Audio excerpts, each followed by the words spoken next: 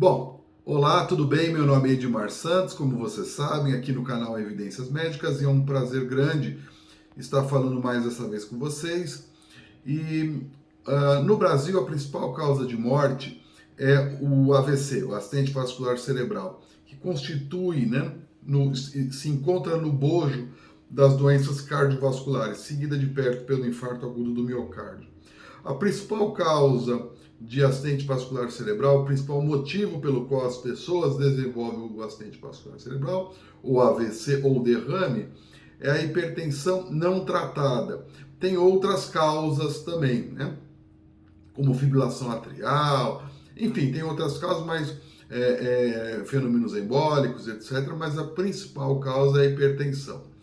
E a hipertensão é um pouco complicado porque 65% dos hipertensos não manifestam sintomas. E, portanto, isso pode enganar. Se a pessoa não medir a pressão, ela não saberá que é hipertensa, não é? Às vezes os sintomas são muito sutis, por exemplo, uma falta de ar, um certo cansaço, uma cefaleia, como se a pessoa tivesse dormido com um travesseiro ruim, enfim, são sintomas muito inespecíficos. Então, medir a pressão é algo fundamental para que você não seja vítima de um AVC, não é? O tratamento da hipertensão normalmente se faz com vários remédios. É complicado o paciente aceitar isso no mundo inteiro é um problema, né? A aderência ao tratamento, porque 70% dos pacientes hipertensos não conseguem controlar a pressão com um único remédio, então a associação dos remédios se faz presente.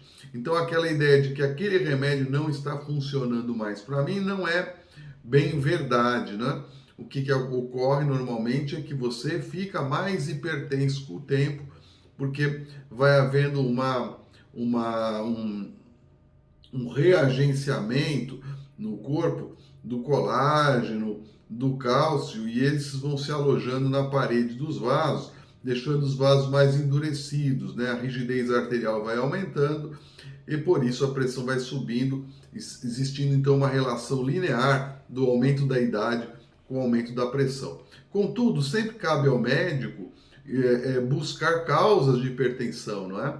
A gente tem várias causas para a doença hipertensiva. 10% dos indivíduos hipertensos tem uma causa para ela, então não é pouco. Se a gente imaginar que 30% ou mais da população do mundo é hipertensa, e no Brasil não é diferente, então essa busca por causas que levem a hipertensão é importante. Pode ser estenose de artéria renal, as doenças da suprarrenal, as doenças da tireoide, coarctação de aorta. Tem várias doenças que podem fazer com que a pressão suba. E muitas vezes você controlando essas doenças, tratando de uma forma mais definitiva, você pode revertê-la. A obesidade, né? Muitas vezes indivíduos muito obesos que fazem cirurgia bariátrica, a pressão normaliza depois. Então tem várias causas, a apneia do sono é outra, eu vou me lembrando de várias aqui, né? Evidentemente, vocês podem ter uma ideia do número de doenças que podem fazer a pressão subir, né? O tratamento, em geral, envolve mudança do estilo de vida, comendo com menos sal, fazendo atividade física, controle de peso e remédios. Como eu falei, geralmente um único remédio não resolve e pode ser até reversível em vários casos. A gente vê isso no cotidiano, quando a mudança do estilo de vida ela é empregada e há uma perda de peso substancial, né? Nem sempre isso é possível, mas às vezes é possível sim, né?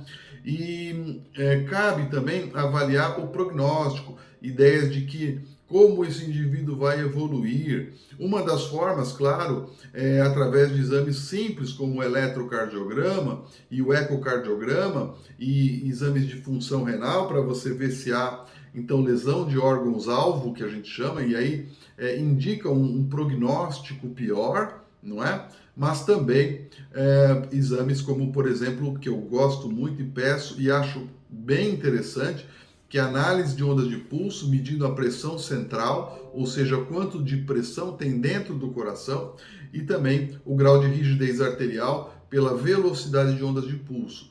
Com isso, muitas vezes o indivíduo que tem a pressão normal no braço pode ter a pressão elevada dentro do coração. Isso foi o que nos mostrou um estudo importante chamado estudo Café.